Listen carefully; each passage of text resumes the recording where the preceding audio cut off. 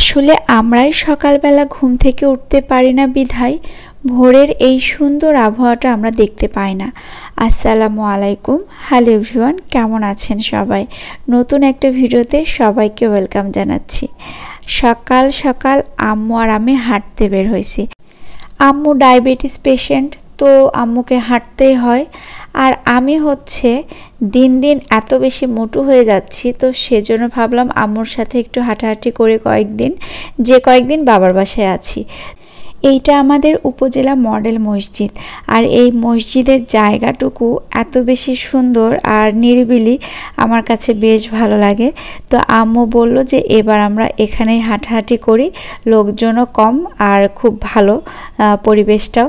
তো এই যে মসজিদটার সৌন্দর্য এত বেশি সুন্দর, কি বলবো আর।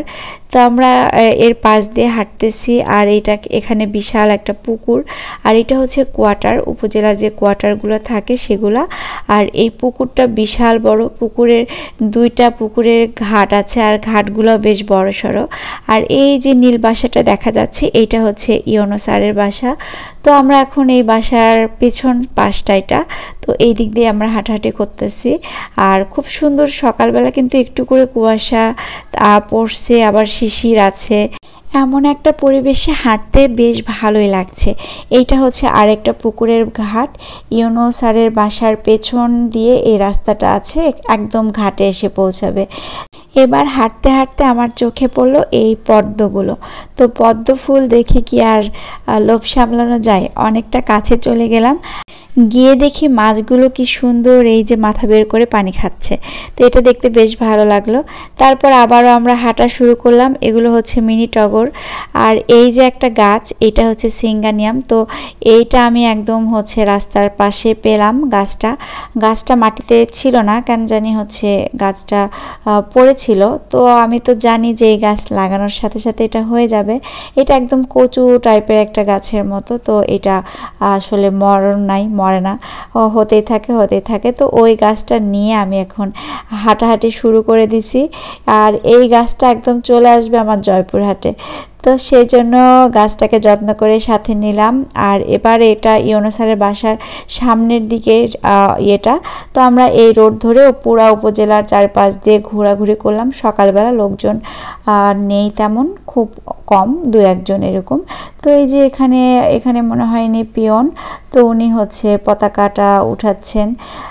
আমরা এখন এগুলো করে বাসায় চলে যাব। হাঁটাহাঁটি অনেকক্ষণ ধরেই হলো, তো প্রায় 40 মিনিটের মতো হাঁটা হয়ে গেছে। তারপর এবার আমরা বাসায় চলে যাব। আর এখানে এটা রাস্তা, এটা মেইন রোড। আর এই একটা স্কুল, এটা প্রাথমিক বিদ্যালয়। তো এইটা স্কুলের এই লেখাটা মিনা কার্টুনের, এটা কিন্তু ছোটবেলার স্মৃতি মনে পড়ে যায়। এখানে লেখাটা অন্য ছিল, তবে আমাদের স্কুলে ছিল শিক্ষার জন্য এসো, সেবার জন্য বেরিয়ে যাও। তো এই কথাগুলো আসলে বেশ ভালো লাগে। অবশেষে হাঁটতে হাঁটতে আমরা বাসার দিকে চলে আসলাম। আর এই যে মাঠ ঘাট একদম সবুজ শিশিরে ভরপুর। তো এখানেও কিছুক্ষণ হাঁটাহাঁটি করলাম। এই ফুলগুলো দেখতে বেশ ভালো লাগে। সূর্য মামা মাত্র উঠতেছে একটু একটু করে, আর ধান গাছের ওপরে শিশিরগুলো তো দেখতে বেশ ভালো, একদম চকচক করতেছে। আর এই বাসাটা একটা মুক্তিযোদ্ধা আঙ্কেলের বাসা। তো ওনার বাসার পাশ দিয়ে আমরা এখন যাচ্ছি। এখানে একটু হাঁটাহাঁটি করলাম এটাতেও। আর এখন আমরা বাসায় চলে যাব।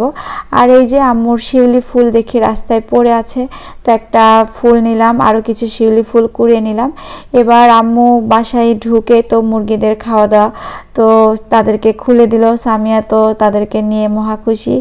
এই যে সব হাঁস মুরগিগুলো একদম সকালবেলা, এগুলো দেখলে আসলে অনেক বেশি ভালো লাগে। তো আপনাদের ভিডিওটা কেমন লেগেছে অবশ্যই জানাবেন। আর এগুলো আম্মুর শখের হাঁস মুরগিগুলা সব।